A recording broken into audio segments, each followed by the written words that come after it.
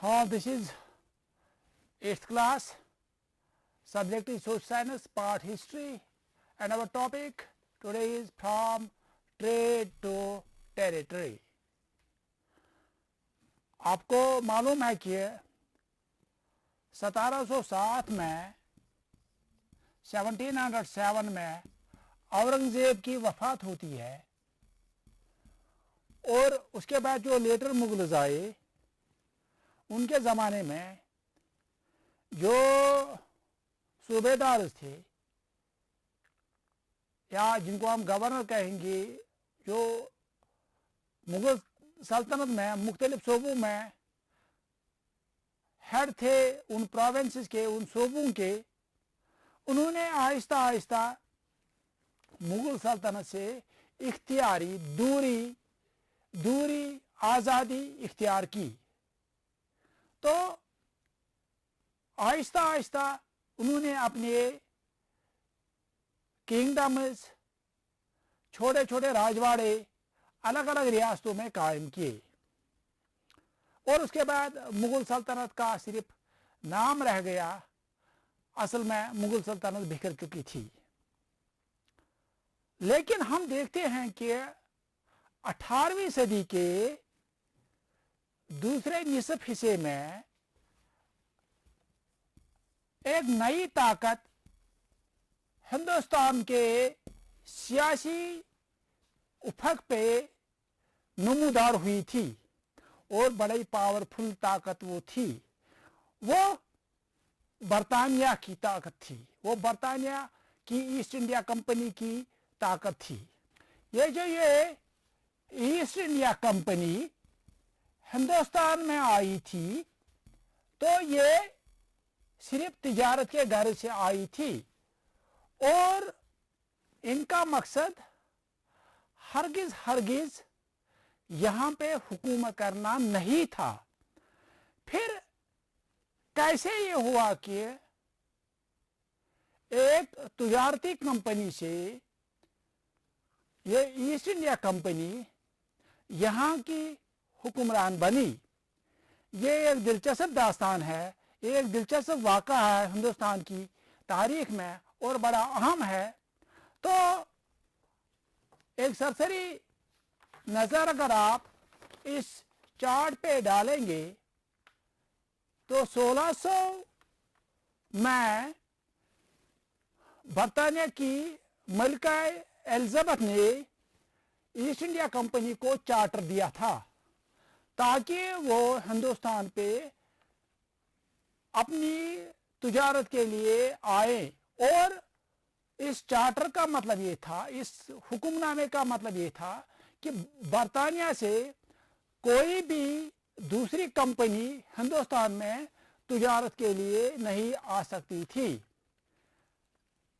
लेकिन जो बाकी यूरोपीय ममालिक थे उन पे ये चार्टर लागू नहीं था।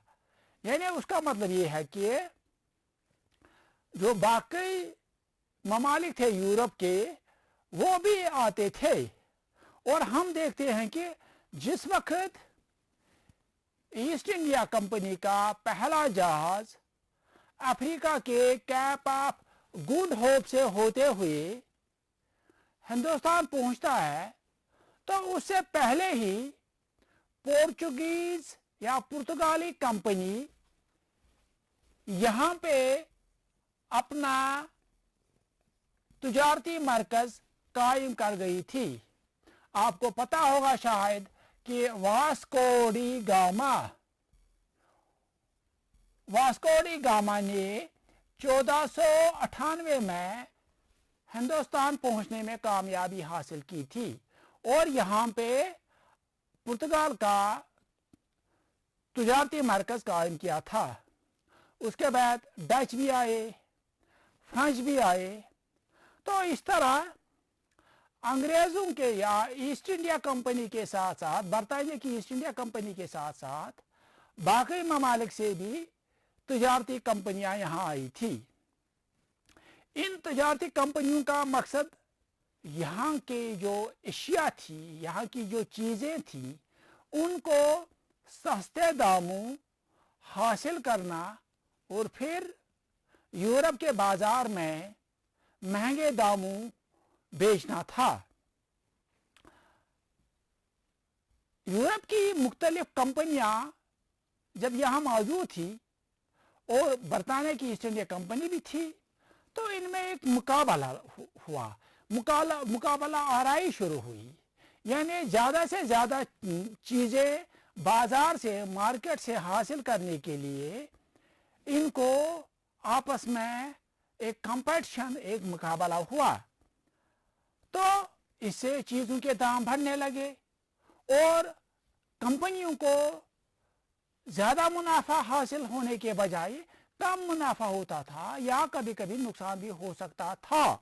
लेकिन इन्होंने मार्केट्स को, बाजार को अपने कब्जे में लाने के लिए आपस में इन कंपनियों की, खुसूसन ईस्ट इंडिया कंपनी और फ्रेंच ईस्ट इंडिया कंपनी की, बरतानिया की कंपनी और फ्रेंच की कंपनी में मुकाबला आराई हुई, लड़ाइयाँ भी हुई। इन्होंने एक दूसरे के जहाज भी डुबो दिए समंदर में, या उनकी जो चीज़ों की जो सप्लाई होती थी जहाज़ों में उसको ये रोकते थे, या जो रूट्स थे, ट्रेड रूट्स थे, उन पे ये रुकावटें खड़ा करते थे ताकि दूसरी कंपनी का जहाज वहां तक ना पहुंचे। तो इससे क्या हुआ कि इनमें आपस में एक तनाज़े का, एक लड़ाई का माहौल पैदा हुआ और इनको अपने लिए हथियार भी साथ लाने पड़े। यानी अब कंपनी के जो जहाज थे उनके साथ सिपाही भी होते थे और उनके साथ हथियार भी होते थे, और उन्होंने जहाँ जहाँ पे उन्होंने अपने फैक्ट्री जिसको जहाँ पे ये चीज़ें लोगों से खरीदते थे, दुकानदारों या मर्चेंट से खरीदते थे और फिर वहाँ रखते थे, उसको फैक्ट्री कहा जाता था। इसके इर्द गिर्द इन्होंने फोर्टिफिकेशन या किला बंदियाँ भी शुरू की। ईस्ट इंडिया कंपनी जो है, ईस्ट इंडिया कंपनी ये अपना तिजारत बंगाल में शुरू करती है, बिजनेस ट्रेड इन बंगाल। तो 1651 में इन्होंने, ईस्ट इंडिया कंपनी ने दरियाई हुगली के किनारे पे पहली फैक्ट्री कायम की। फैक्ट्री का माना यही है, जैसा कि मैंने अभी बताया कि फैक्ट्री का मतलब ये होता कि जहाँ पे ये चीज़ें जो थे खरीदते थे और फिर वहाँ एक दफ्तर होता था जहाँ पे ईस्ट इंडिया कंपनी के मुलाजिम या ऑफिशियल्स बैठा करते थे। 1696 में इन्होंने जहाँ पे इन्होंने ये अपनी फैक्ट्री बनाई थी, इसके इर्द गिर्द इन्होंने एक किला बनाना शुरू किया। इन्होंने मुगल मुलाजिमों को रिश्वत दे दी और उनसे 3 गांव जो थे, उस वक्त 3 गांव थे, उनकी जमींदारी या मालिया जमा करने का हक भी हासिल किया। एक उसमें कालीकटा, जिसको आजकल कोलकाता कहा जाता है, एक गांव उसमें वहां पे कालीकटा था, वो भी इन्होंने खरीद लिया और इन्होंने इन गांवों को मिलाकर अपनी तिजारत बढ़ाने की कोशिश की। तो जितनी ये अपनी तिजारत बढ़ाती गई, उससे ये नतीजा निकला कि बंगाल के जो नवाब थे उनका खसारा होने लगा। इन्होंने पहले मुगल हुक्मरान औरंगजेब से और उसके बाद उसके जानिशीन फर्रुखसियार से एक फरमान या शाही हुक्म हासिल किया, जिसके मुताबिक इनको तिजारत के लिए वहाँ पे इजाज़त दी गई थी।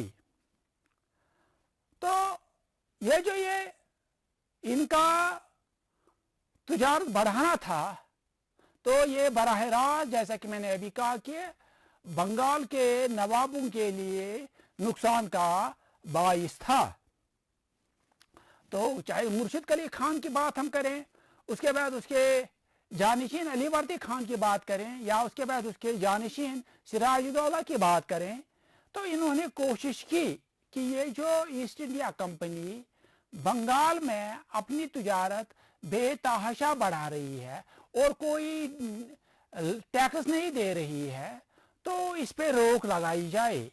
ये इतना ही नहीं, इन्होंने क्या किया कि ये इनसे बड़े बड़े रियायतें, कंसेशन मांगते थे नवाबों से, और बड़े बड़े उनसे अतिया मांगते थे।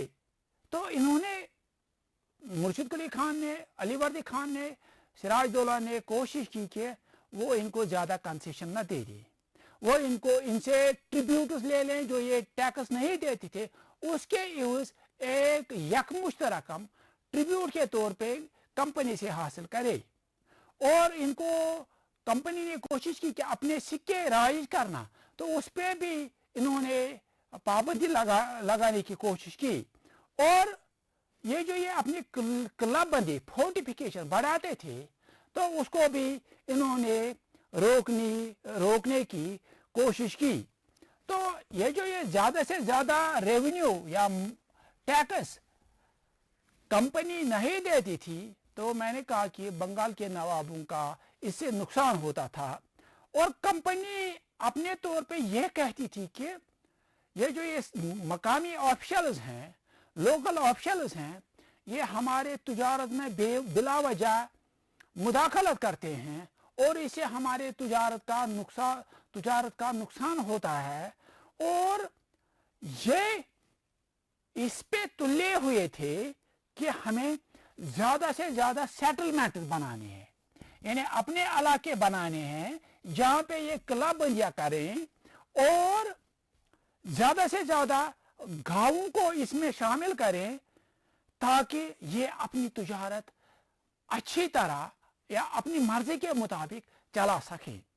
तो इन्हीं दो वजूहात की बुनियाद पे, यानी एक तो बंगाल के नवाब चाहते थे कि ये टैक्स का जो उनको खसारा होता था उसको कम किया जाए, और दूसरी तरफ कंपनी चाहती थी कि ज़्यादा से ज़्यादा कंसेशन उन्हें मिले।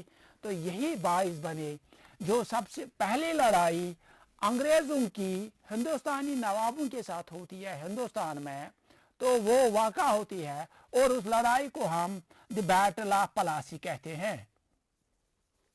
द बैटल ऑफ प्लासी जो है, मैंने अभी कहा कि अली वर्दी खान के बाद उसका जानशीन जो था वो सिराजुद्दौला था। तो अंग्रेज़ों ने क्या किया, ईस्ट इंडिया कंपनी ने क्या किया कि इन्होंने सिराजुद्दौला के मद्दे मुकाबिल एक और उसी खानदान के फर्द को बादशाह बनाने की कोशिश की, बंगाल का नवाब बनाने की कोशिश की, लेकिन वो कामयाब नहीं हुए।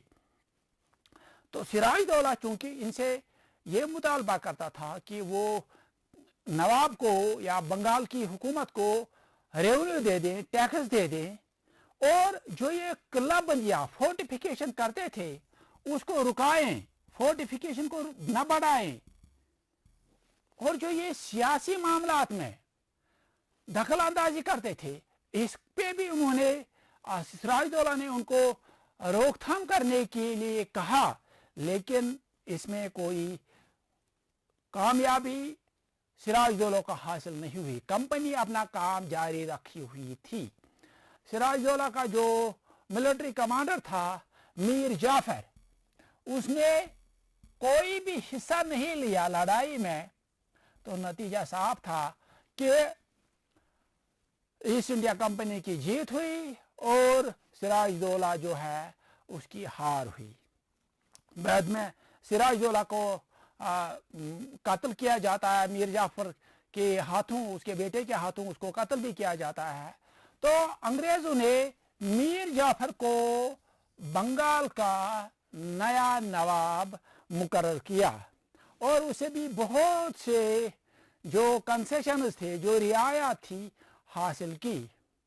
तो जब उन्हें लगा कि मीर जाफर भी उनके काम का नहीं रहा तो उन्होंने मीर जाफर के ही एक करीबी रिश्तेदार मीर कासिम को बंगाल का नवाब बनाया। तो मीर कासिम ने जब देखा कि उसे अंग्रेज अपनी उंगलियों पे नचाते हैं तो उसने कोशिश की कि इसकी कोई रोकथाम हो और वो एक अच्छी फौज बनाने की कोशिश में लग गया और अंग्रेज़ों के इशारों पे काम करने से उसने एतराज़ किया। तो इसका नतीजा ये निकला कि एक नई लड़ाई बंगाल के नवाब और ईस्ट इंडिया कंपनी के दरमियान हुई, जिसको बैटल ऑफ बक्सर कहा जाता है। ये लड़ाई जो है ये 1764 में 1764 में लड़ी गई बक्सर के नाम पे, बक्सर के मकाम पे। तो जिसमें मीर कासिम का साथ शुजाउद्दौला अवध के नवाब ने भी दिया और शाह आलम सानी ने भी दिया, जो नाम का मुगल बादशाह था।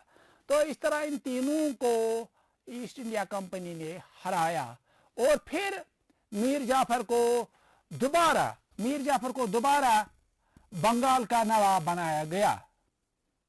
उसके बाद उसका बेटा वहां का नवाब बनता है और 1765 में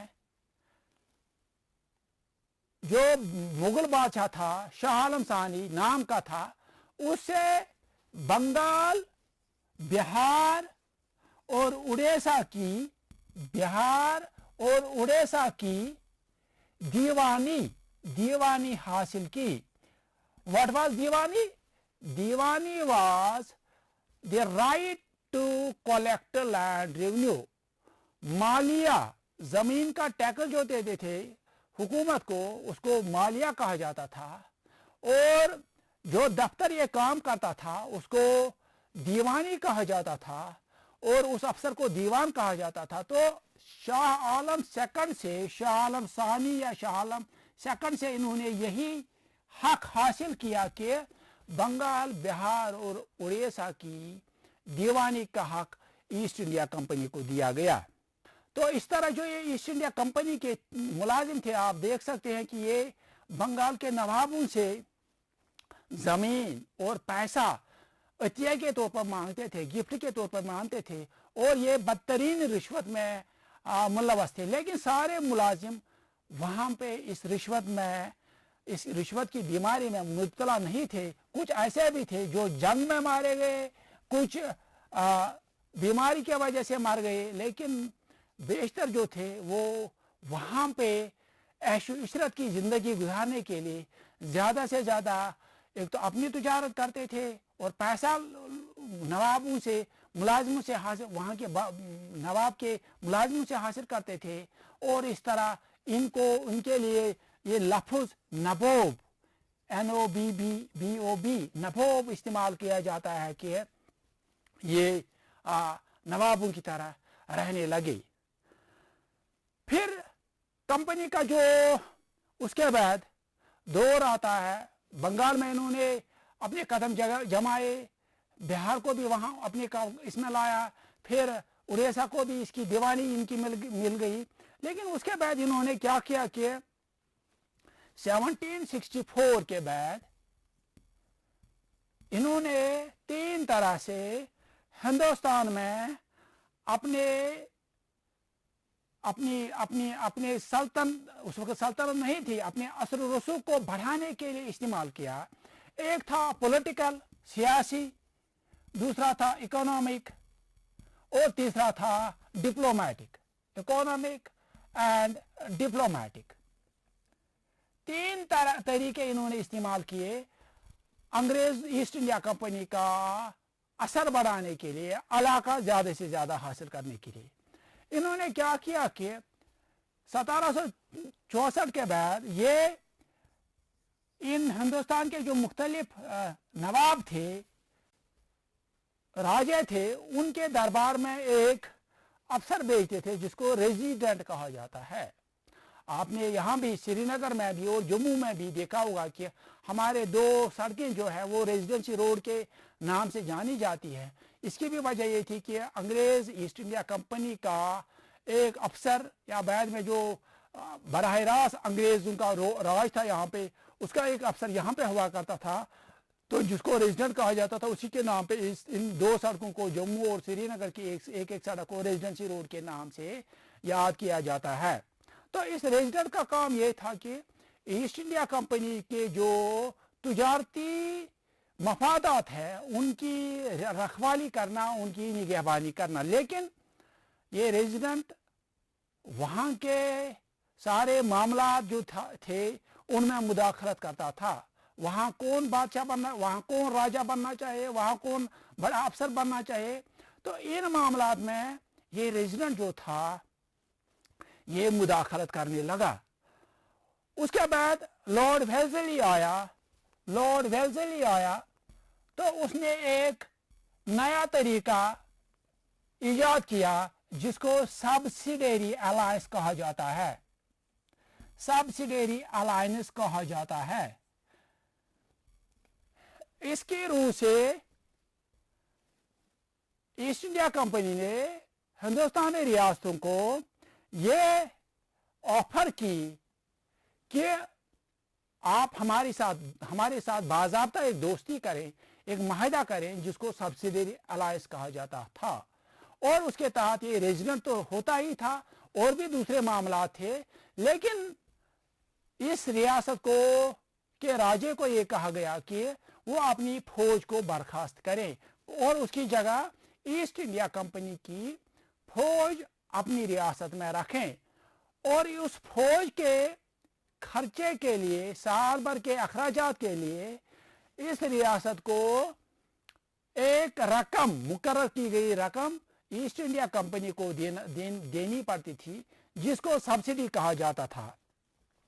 اور اگر یہ ریاست، یہ راجہ اس میں ناکام رہتا تھا کہ وہ وقت پہ وہ رقم ادا کرے، تو پھر اس ریاست کا کوئی حصہ کمپنی کے پاس چلا جاتا تھا. یعنی وہ ایک طرح سے وہ اپنی ریاست کا وہ علاقہ کمپنی کو بیچتا تھا.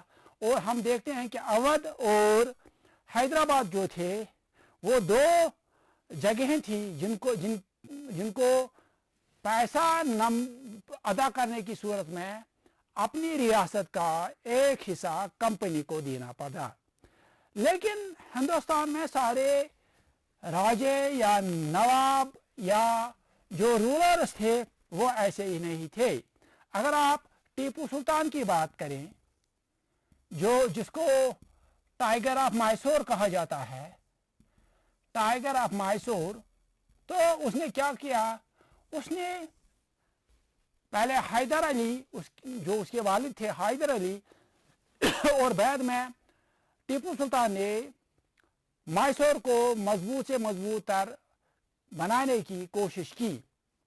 اس نے ایسٹ انڈیا کمپنی کے ملازموں کو اپنی ریاست میں تجارت بند کرنے کے لیے کہا اور اپنے ٹریڈرز کو بھی، مرچنٹس کو بھی ان کے ساتھ تعلقات نہ رکھنے کی بات کی. تو یہی نہیں، اس نے اپنی فوج کو جدید بنانے کی، ماڈرنائز کرنے کی کوشش کی. ساتھ ہی اس نے جو فرینچ کمپنی تھی ان کے ساتھ بھی تعلقات بڑھانے شروع کیے. نتیجہ یہ نکلا کہ 1761 سے 1799 تک قریباً 4 لڑائیاں ایسٹ انڈیا کمپنی اور میسور کے جو یہ راجے تھے، ان سلطان تھے، ان کے درمیان لڑائیاں ہوئی. تو آخری لڑائی جو 1799 میں، جس کو سرنگا پٹنم کی لڑائی کہا جاتا ہے، اس میں ٹیپو سلطان جو ہے وہ شہید ہوتا ہے، وہ قتل کیا جاتا ہے. تو اس طرح انہوں نے میسور کو بھی اپنے قبضے میں لے لیا. اسی طرح پھر یہ مراٹھوں کے ساتھ لڑائی ہوئی، وار ود مراٹھاز.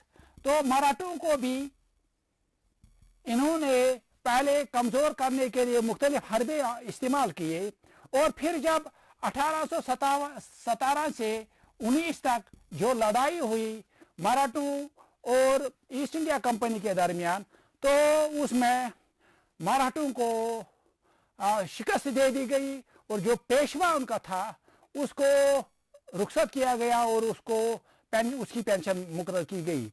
तो उसके बाद इन्होंने अफगानिस्तान को अपने कब्जे में ले लिया, अगरचे उन्होंने वहां पे डायरेक्ट रूल नहीं किया। सिंध को अपने कब्जे में लिया।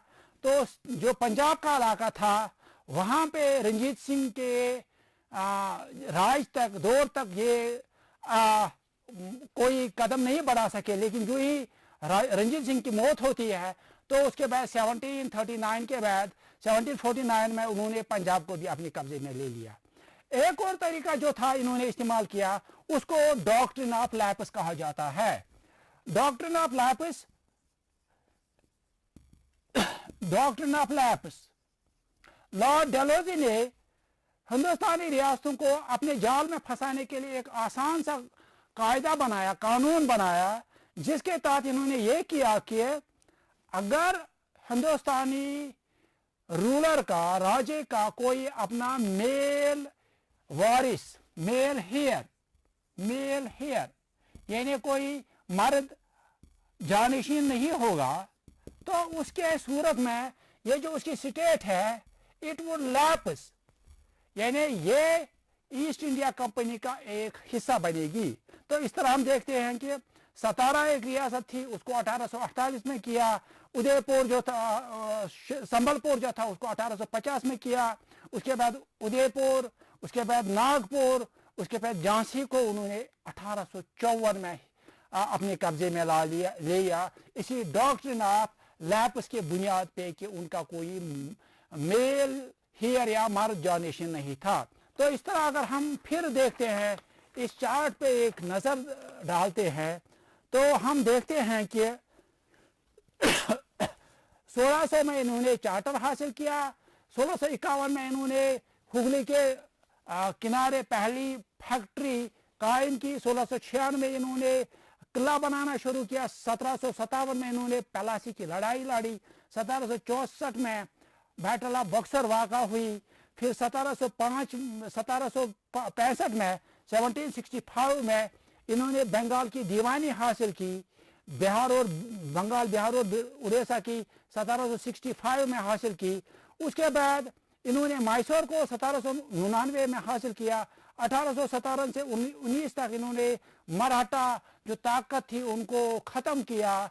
उसके बाद इन्होंने सिंध को लिया, अफगानिस्तान को लिया, और 1848 से 56 तक इन्होंने डॉक्ट्रिन ऑफ लैप्स की बुनियाद पे संबलपुर, सतारा, उदयपुर, नागपुर और झांसी को ले लिया। और 1856 में इन्होंने अवध को ले लिया।